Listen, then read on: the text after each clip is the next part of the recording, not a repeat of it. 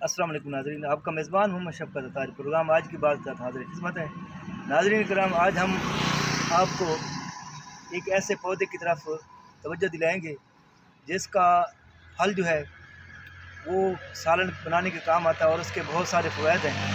اس کے علاوہ اس کے پتے اگر اس کو خشک کر کے سردی ٹھنڈی جگہ پر ان کو سکھا دیا جائے، چھاؤں جگہ پہ خشک کر لیا جائے، پھر اس کے بعد اس کے پتوں کو پیس کر اگر نہار میں 1 چمچ لے لیں تو گردے کی جتنی بیماریاں ساری ٹھیک ہو جائیں گی۔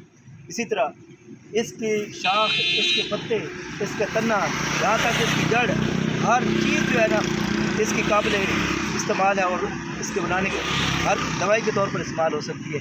لیکن اگر ہم اس کا نام ہے سوہانجنا۔ کیا ہے اس کا نام؟ سوہانجنا۔ اس کو سنجاونا بھی کہتے ہیں، سوہانجنا بھی کہتے ہیں۔ یہ سوہانجنے کا پودا بہت ہی زبردست ہے۔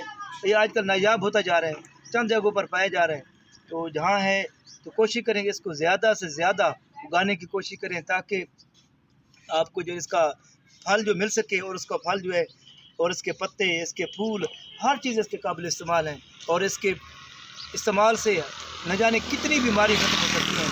گردے کی بیماریاں، دل کی بیماریاں، مختلف بیماریاں اس سوہانجنے کے ذریعے ختم ہو سکتی ہیں۔ انشاءاللہ آپ اس کو استعمال کریں گے تو آپ دعائیں دیں گے، واقعی سوہانجنا جو ہے بہت ہی قابل استعمال